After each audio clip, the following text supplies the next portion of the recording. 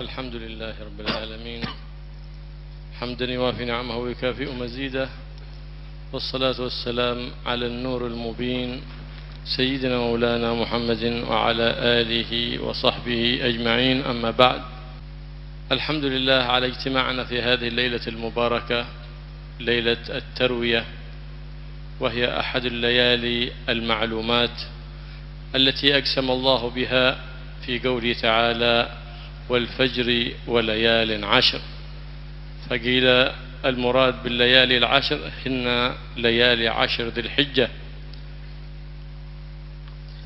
Alhamdulillah, Allah Subhanahu wa taala berkumpulkan kita ada di malam yang penuh berkah, malam yang Allah gunakan untuk sumpah dalam Al-Quran, yaitu firman Allah, wal fajri walayalin ashir, demi waktu fajar dan 10 malam Dzulhijjah, jam 10 malam-malam bulan Dzulhijjah. Sekarang ini diantaranya adalah malam-malam Dzulhijjah. فليلة التروية من الليالي التي يسن فيها إحياؤها ويسن قيامها، لأنها من الليالي التي يستجاب فيها الدعاء، كما ورد في الحديث 4 ليالي يستجاب فيهن الدعاء، ذكر منها ليلة التروية وليلة عرفة وليلة العيد وليلة نصف من شعبان. Malam Tarwiyah yaitu malam 8 Dzulhijjah. Malam 8 Dzulhijjah yang malam ini. Besok malam itu namanya malam Arafah. Masuk dalam malam-malam yang mulia yang doa itu diterima oleh Allah. Dianjurkan untuk kita qiyamul lail dan mendirikan banyak ibadah di dalamnya. Dalam satu riwayat Nabi sallallahu alaihi wasallam bersabda, 4 layalin tustajabu fihi du'a, yustajabu fihi dan doa. Ada 4 malam yang diijabahi di dalamnya doa. Di antaranya Lailatul Tarwiyah, malam Tarwiyah, wa Lailat Arafah, dan malam Arafah besok malam juga, wa Lailatul Nisfi min wa Lailatul Id, dan malam hari raya, wa Lailatul Nisfi min Sya'ban, dan malam nisfu Sya'ban. فهذه الليلة ليلة التروية، وغدا هو يوم التروية. سمي ذلك لأن الحجاج يتزودون ويتروون فيه من الماء إلى منى وإلى عرفات، فالله يشركنا في دعائهم ويقسم لنا بنصيب وافر بما يقسمه لحجاج بيت الله الحرام. Dikatakan malam ya hari Tarwiyah, besok hari dikatakan hari Tarwiyah karena orang-orang haji mempersiapkan bekal air untuk menuju ke Arafah, ya, karena hari setelahnya yaitu disebut hari Arafah. Mereka wukuf ada di Arafah. Semoga kita semuanya tergolongkan orang-orang yang di sana, sekalipun tidak ditakdir oleh Allah tahun ini kita tidak haji bersama mereka. وقد ورد في الحديث أنه عن النبي صلى الله عليه وآله وسلم أن قيام ليلة من ليالي العشر تعدل بقيام ليلة القدر، وصيام يوم من أيام العشر يعدل بصيام سنة، وذلك فضل من الله سبحانه وتعالى ونعمة، لأن الله سبحانه وتعالى عظم هذه الليالي وأقسم بهن ولا يقسم العظيم إلا بعظيم. فيلي ذلك يوم عرفة الذي قال فيه النبي صلى الله عليه وآله وسلم أنه يكفر ذنوب سنتين، السنة التي أنت فيها والسنة التي قبلها، وفي رواية السنة التي أنت فيها والتي بعدها. Puasa ada di Arafah, ada di hari-hari daripada bulan hari Dzulhijjah ini adalah sangat besar pahalanya. Tadi itu somusana. Puasa 1 hari di hari-hari Dzulhijjah ini seperti puasa setahun di yang lainnya. Pahalanya besar. Khususnya nanti hari Arafah. Nabi SAW menyatakan, "Shaumu yaumi Arafah yukaffiru dzunubas sanatain, puasa di hari Arafah mengampuni dosa 2 tahun. Dosa setahun yang ada hidup di dalamnya sekarang ini dan seterusnya, dan tahun yang sebelumnya. Ada riwayat tahun yang Anda hidup di dalamnya dan tahun yang akan datang. Karena itu hari Ahad usahakan untuk berpuasa. Ya, kita ini pabriknya dosa. Karena itu kesempatan untuk melebur dosa kita, hari Ahad kita puasa supaya diampuni oleh Allah. ولا رؤي الشيطان أحقر ولا أدحر ولا أخوف منه في يوم منه في يوم عرفة. ولما يرى لما يغدق الله سبحانه وتعالى على عباده من الرحمات، وتعم المغفرة وتشمل المغفرة، حتى قال من وقف بعرفات وشك أن ذنوبه قد غفرت فقد عصى. Tidak ada setan merasa lebih terhina melebihi ada di hari Arafah. Karena hari itu betul-betul Allah Subhanahu wa taala banyak ngobrol ampunan dosa. Malah dikatakan tidak ada seseorang dalam satu hadis, tidak ada seseorang yang dia wukuf di Arafah kemudian ragu kalau dosanya diampuni Arafah, illa istahgara ma'azzamahullah, kecuali orang itu adalah sudah meremehkan sesuatu yang diagungkan oleh Allah Subhanahu wa taala, dan dia kaitung orang yang maksiat kepada Allah Subhanahu wa taala. ويوم العاشر هو يوم الزينة وهو يوم الحج الأكبر الذي شرع الله سبحانه وتعالى لنا فيه صلاة العيد، وشرع وسن لنا النبي محمد صلى الله عليه وآله وسلم الأضحية والتقرب إلى الله سبحانه وتعالى بإراقة الدماء. وأصله كما قال النبي صلى الله عليه وسلم ما تقرب إلى الله بشيء في يوم النحر أي يوم العاشر أحب إلى الله من إراقة الدماء. Tanggal 10 Dzulhijjah adalah disebut hari raya Idul Adha atau hari raya pengorbanan. Di hari itu dikatakan yaumuz zina, hari kita untuk berhias. Disyariatkan di hari itu kita sholatul Id. Juga disyariatkan dan disunnahkan untuk melaksanakan udhiyah atau kurban bagi yang mampu. Nabi sallallahu alaihi wasallam bersabda, "Ma taqarraba 'abdun fi yaumin nahri ahab ilallah min iragati dam." Tidak ada seseorang yang beribadah kepada Allah ada di hari raya Idul Adha yang melebihi dan yang paling dicintai oleh Allah daripada berkurban, yakni memotong hewan kurban. قال الله سبحانه وتعالى فصل لربك وانحر. قال المفسرون فصلي صلاة عيد الإضحى وانحر أي انحر أضحيتك، لأن وقت الأضحية بعد صلاة العيد. وسنن النبي صلى الله عليه وسلم فضحى بكبشين أملحين أقرنين، أملحين أي أبيضين، وشرع لنا وسن لنا الأضحية، فسنت الأضحية لكل مسلم بالغ عاقل سواء كان في الحج أو غير الحج، يسن حتى للحاج الأضحية مع الهدي. Allah Subhanahu wa taala berfirman dalam Al-Qur'an, "Washolli lirabbika wanhar." Ulama ahli tafsir menyatakan washolli lirabbika, salatlah Muhammad untuk Tuhanmu, yaitu salat Idul Adha.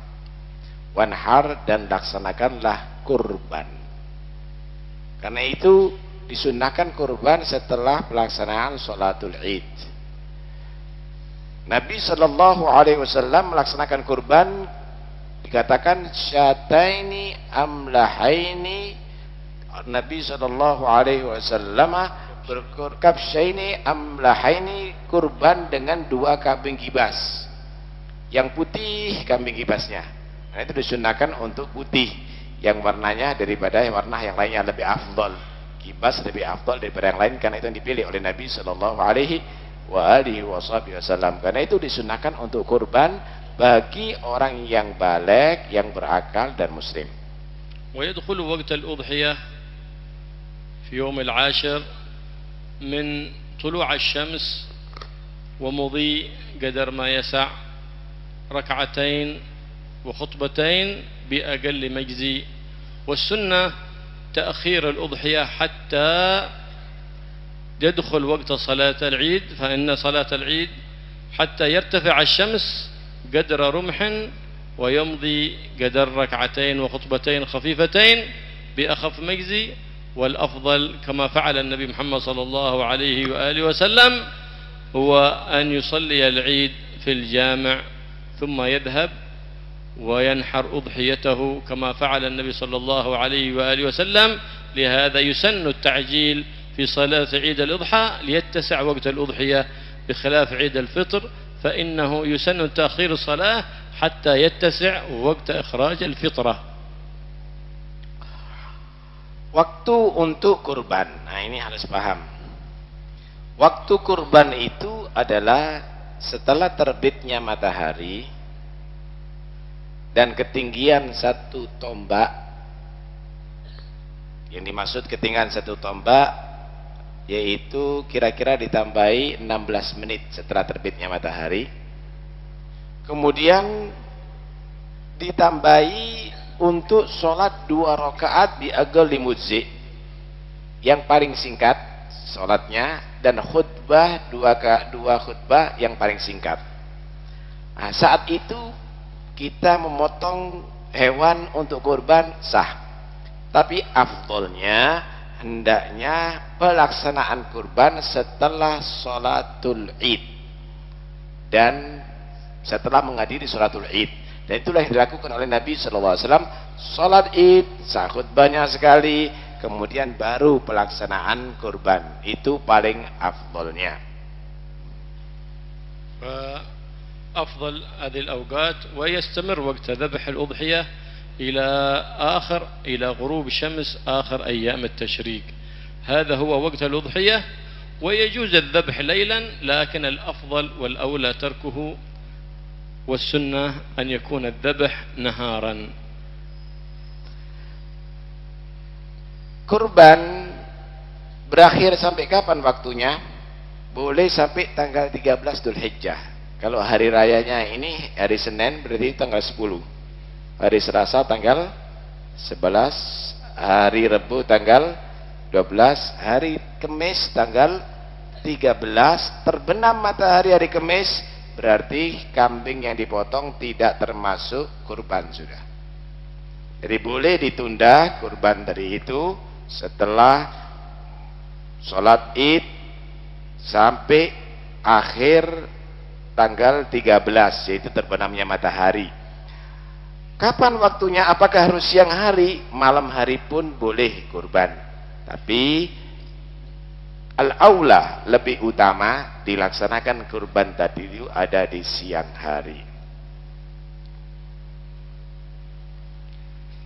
ومن قدم أضحيته عن هذا الوقت فإنما هي شاة لحم، ومن أخرها كذلك لا تجزي الأضحية إلا إن كانت أضحية منذورة، لأن الأضحية مندوبة سنة مؤكدة للشخص الواحد، وتسن سنة كفاية عن أهل البيت الواحد، بمعنى أنه إذا ضحى الأب وقع سنة تضحية عنه وسقط الطلب عن أهل البيت، لكن يسن على كل فرد من أهل البيت الأضحية أن يضحي عن نفسه. وأما إذا كان صبيا أو مجنونا فلا يسن أن يضحي من ماله، لكن للولي أن يضحي من مال نفسه وينوي سنة أضحية عنه، فإنه حينئذ يكون له أن يشرك من شاء في أضحيته، كأن يقول نويت هذه سنة أضحية وأشركت فيها الثواب أهل بيتي، وله أن يشرك من شاء من الأحياء أو الأموات. Siapa orang yang melaksanakan kurban sebelum waktunya, Ini sebelum sebelum tanggal 10, tanggal 9 sudah dipotong kambingnya, maka dikatakan syatulahmin, itu kambing yang untuk mayoran berarti. Bukan kurban, tidak dapat pahala kurban. Atau keluar daripada waktunya. Setelah tanggal 13 dipotong, maka itu menjadi syatulahmin. Ya, enggak sah. Kurbannya enggak sah. Kecuali kalau kurban wajib, kurban yang dinadari belum dilaksanakan ada di saat itu, kurban yang dinadari. Kemudian sunnah bagi setiap orang untuk melaksanakan kurban, setiap muslim untuk melaksanakan kurban sunnah. Orang muslim melaksanakan kurban itu sunnah per orang yang mukallaf. Dan bagi keluarga sunnah kifayah. Artinya begini, kalau ada satu keluarga, satu dia berkurban, diniatkan untuk dirinya, maka yang lainnya tadi itu sagata anhu talab, berarti tidak dituntut untuk berkurban, cukup. Nah kalau semuanya kurban, ya lebih afdol tentunya. Semuanya kurban tentunya lebih afdol. Tapi nggak boleh ini kurban saya dan seluruh anak-anak saya kambingnya satu, nggak bisa. Satu kambing untuk satu orang. Kecuali kalau dia menyatakan ini adalah aku niatkan untuk kurbannya saya, dan aku juga memohon kepada Allah pahala kurban ini juga untuk anak-anakku, baik untuk keluarganya yang masih hidup atau yang sudah mati. Tapi kalau dinyatakan kurban sak keluarga, nggak bisa, karena kurban itu satu ekor kambing untuk satu orang. فتسن الأضحية والأفضل في الأضحية أن تكون سمينة بيضاء وأن تكون ذكرا، لأن النبي صلى الله عليه وسلم ضحى بكبشين أملحين أي ذكرين أبيضين، وفي الحديث عنه صلى الله عليه وآله وسلم عظموا ضحاياكم فإنها على الصراط مطاياكم، وإنها كما في الحديث الآخر تكون هي وأضلافها في كفة حسناته يوم القيامة. Disunnahkan untuk cari kambing yang gemuk, jangan kambing yang kurus. Kemudian lebih afdol dengan kambing gibas dan laki, karena yang dipilih oleh Rasulullah saat itu kambing gibas dan laki. Karena itu kalau Anda berkurban dari yang gede-gede, yang gemuk-gemuk begitu. Dalam satu hadis Rasulullah bersabda, "Addimu dhahayakum fa innaha 'ala sirat matayakum." Yang gede kalau berkurban itu, karena sesungguhnya kurbannya kamu jadi kendaraan kamu ketika meniti jembatan sirat bakal nanti di hari kiamat. فالأضحية الأفضل في اللون هو الأبيض، يليه العفراء أي التي لا يصفو بياضها، ثم بعد ذلك الصفراء، ثم البلغة المختلط سوادها ببياض، ثم بعد ذلك تأتي الحمراء ثم السوداء. هذه هي ألوان الأضحية، وقيل أنها تعبدية تعبد الشارع، وقيل لطيب لحمها. Dianjurkan warnanya putih, putih yang ngeplak, putih. Karena enggak ya putih yang enggak ngeplak, agak-agak semu gitu. Kemudian setelah itu putih yang ada warna hitamnya. Setelah itu yang warna merah. Setelah itu yang warna hitam. Kenapa kok ada warna itu juga dianjurkan?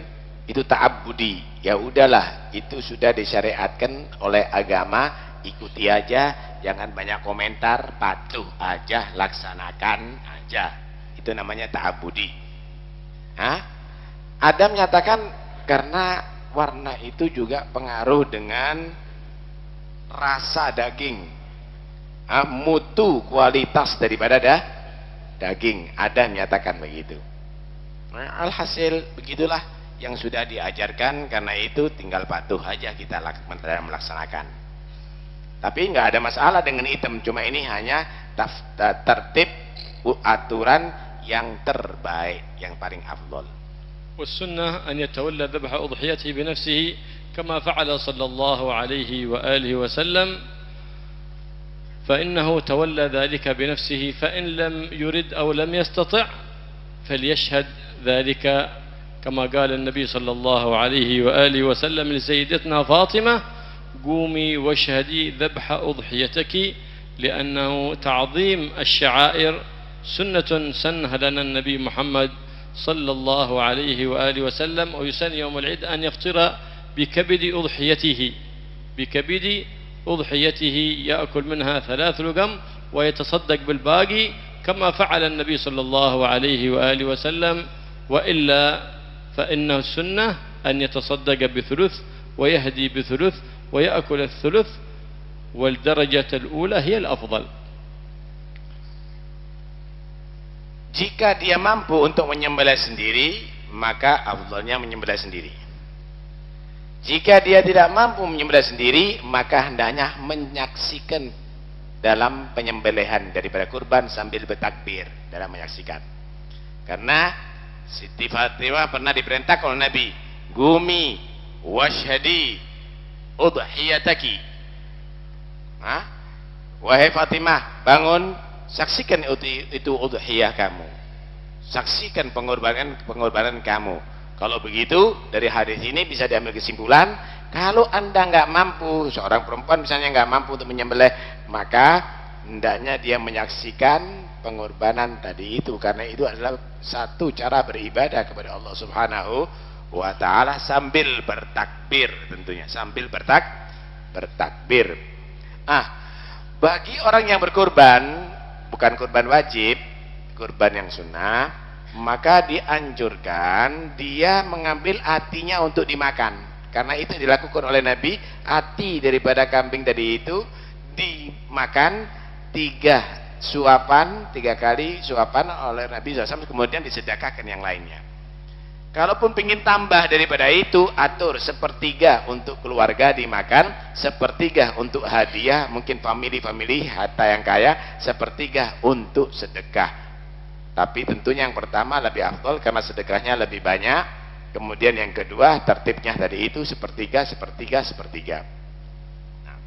السنة أن يخرج بعد صلاة الفجر، الإمساك بعد صلاة الفجر، لا يتعاطى مفطرا حتى يذهب ويصلي العيد، ثم يحضر الخطبة ويرجع ويذبح أضحيته، ثم الإفطار بكبد أضحيته.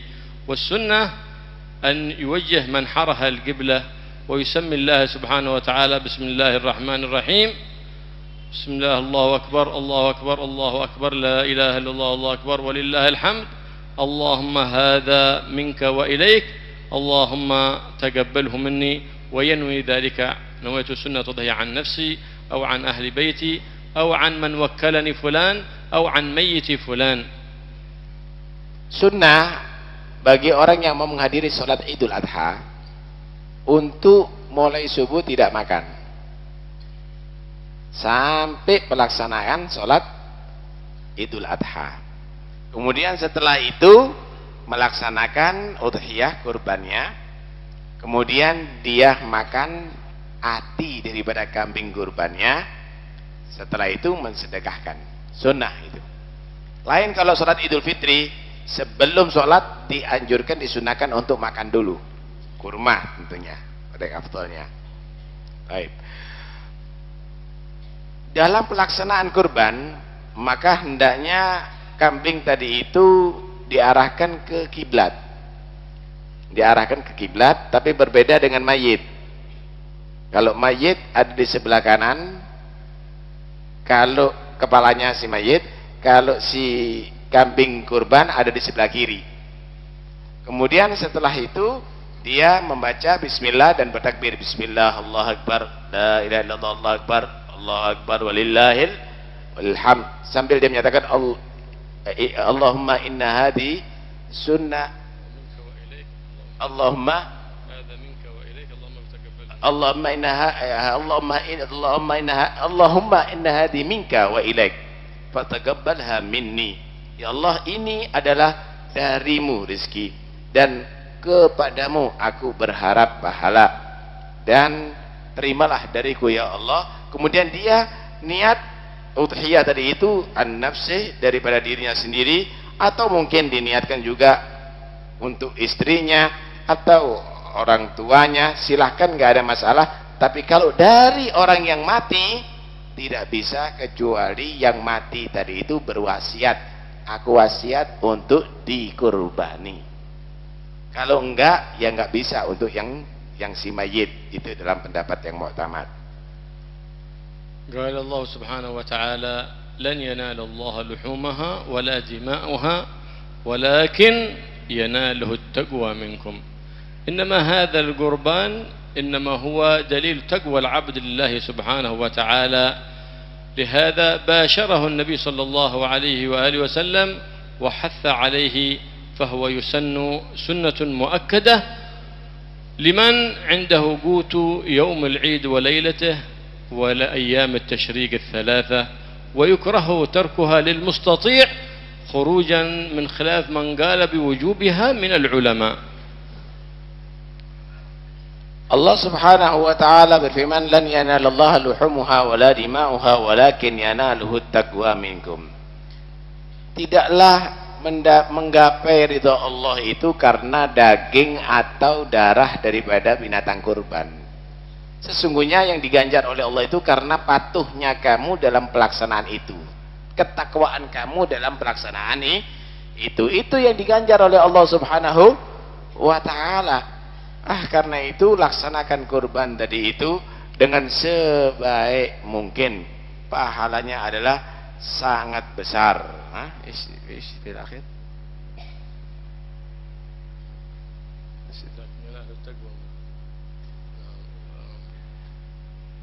المشترك حق المشترك بينا. هذا إذا كان يضحي عن نفسه، فإن وكل في التضحية عن غيره كأن أرسل إليه شخص ووكله في التضحية عنه، فبعضهم يتوكل عن عدة أناس، فينبغي له أن يتحرى، لأن واجب على الوكيل أن يتحرى الأفضل لموكله. فإذا وكله شخص فيشتري هذه الشاة ثم ينويها عن ذلك الشخص أو عمن أذن له في النية له. فإن اشترى وكله 10 أشخاص ثم بعد ذلك فاشترى 10 شياه ثم ذبحهن من غير تعيين، فذاك لا يصح. فلا بد ينوي عند كل شاه نويت هذه السنة تضحية عن فلان، نويت هذه السنة تضحية عن فلان، وإلا فذلك أو أشياء مشتركة لا تجزي عن واحد منهم، كما ورد ذلك في نص عليها العلماء لو أخرج شاتين مشتركتين عن 2 فذلك لا تجزي. لماذا؟ لأنهما مشتركتان بين شخصين حتى يعينهما، فيذبح هذه يضحي عن كذا وهذه عن فلان، فمع الاشتراك فلا يصح. Karena itu hati-hati. Kalau itu pelaksanaan sendiri udah bisa diterang sebagaimana diterangkan tadi itu. Tapi sekarang menjadi wakil. Jadi ketika Anda menjadi wakil, maka Anda ini menjadi wakil untuk menyembelih dan membagi, atau sekaligus untuk membelikan dan menyembelihkan dan untuk membagi. Itu harus diperjelas.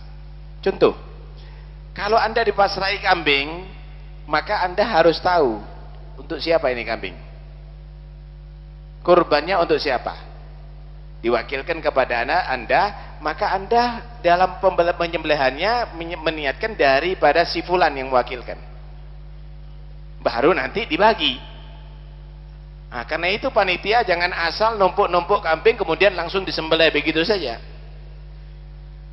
Yang lebih parah lagi, kalau ada orang titip duit dari 10 orang, Dari 10 orang, misalnya 1,5 juta. 10 orang dibelikan 10 kambing. Itu harus ditentukan dulu. Ini untuk atas nama si fulan, ini untuk atas nama si fulan, ini atas nama si fulan, ini atas nama si fulan. Kemudian dipotong sesuai dengan yang sudah ditentukan tadi itu. Tapi kalau langsung aja dipotong begitu saja, tanpa ditentukan untuk si fulan, 10 kambing dipotong begitu saja, ini untuk 10 orang, nggak sah. Orang itu wajib untuk nganteni kambing lagi.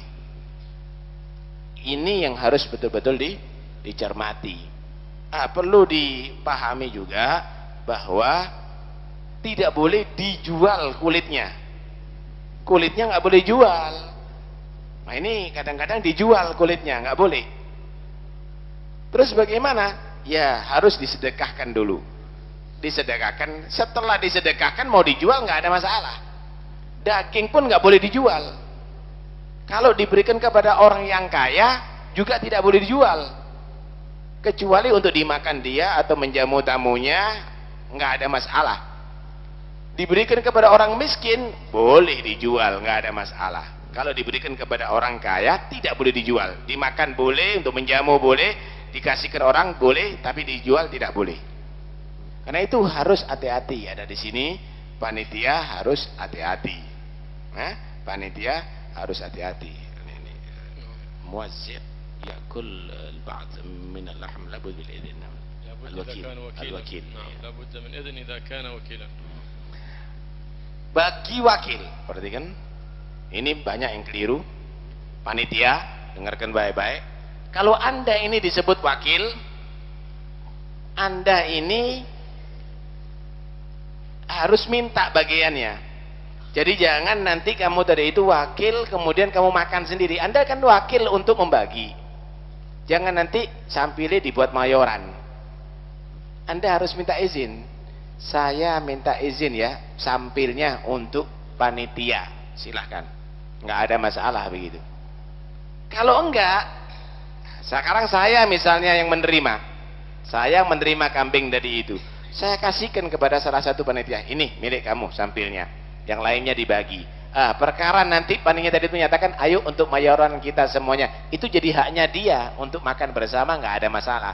Tapi kalau tidak dibagi, langsung aja dibuat untuk panitia dewerek sediano 10 kilo kayak mayoran. Ini nggak boleh ini banyak keliru ada di sini. Karena itu hati-hati, ada di sini harus dibagi dulu, diserahkan kepada orang tadi itu. Setelah dimiliki boleh untuk digabungkan lagi dan dimakan bersama, begitu ya. Allah. وإذا مسألة إذا كان